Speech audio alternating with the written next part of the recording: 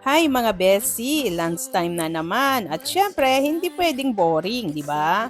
Kaya today, pritong manok pero may gulay kasi kahit simple lang ang ulam, dapat may arte pa rin. Unang step, kuha muna ako ng green paper sa likod ng aming bahay. Yes, fresh from the garden. Grabe, ang sarap sa feeling ng tipong ikaw mismo ang pumipitas. Parang love life, mas fulfilling pag ikaw talaga ang nag-e-effort, char.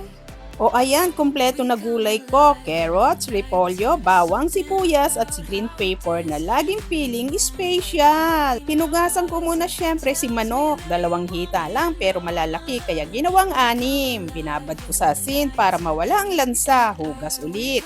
Siyempre, para malinis, kasi ayoko ng mga lansa kahit sa live. Clean heart, clean kitchen, clean energy, ganun. Then, prito time, crispy sa labas, juicy sa loob. Parang ako kapag may crust, ganun. Kilig moment. Habang piniprito, nagisa na ako ng bawang, pero inantay ko muna kasi gusto ko siyang maging toppings mamaya. Si bawang na laging pabida para mga sweet memories na gusto mong ulit-ulitin. Sunod naman, sibuyas, carrots at repolyo. Konting isa lang, walang tubig ha. Kasi gusto ko crunchy pa rin. Tapos timpla time, asin paminta at konting barbecue sauce. Ayoko ng mga anik-anik at preservative na nilalagay sa mga ulam. Simple lang pero may twist kasi boring naman kung plain lang, di ba? Gaya sa lab, lagyan mo ng flavor para di nakakaumay. Tapos, nalagay ko na si green pepper, konting luto lang. Ayoko ng overcook, ayoko rin ng overacting, just enough para may crunch at kilig. At pagkatapos nga ng gisa-gisa moment, ayan na mga besi, binuhos ko na lahat sa pritong manok. Ang bango best, nakakaguto. Crunchy outside, tender inside, parang puso ko matatag sa labas pero salty sa loob.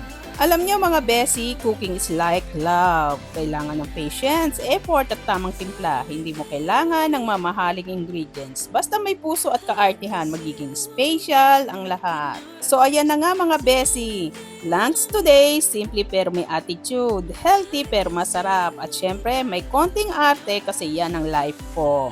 Remember ha, be crunchy on the outside, soft on the inside, and always season with love. Ako nga pala si Grace TV and this is your Kilig Hugot and Healing mula dito sa Japan. Don't forget to like, share, and subscribe. Kita-kits sa next adventure. Matulog kang may ngiti at gumising kang may pag-asa. Salamat po sa panunood mga ka-Grace TV. Huwag kalimutan i-like, i-share at mag-subscribe. Kita-kits sa susunod kong vlog. Bye-bye!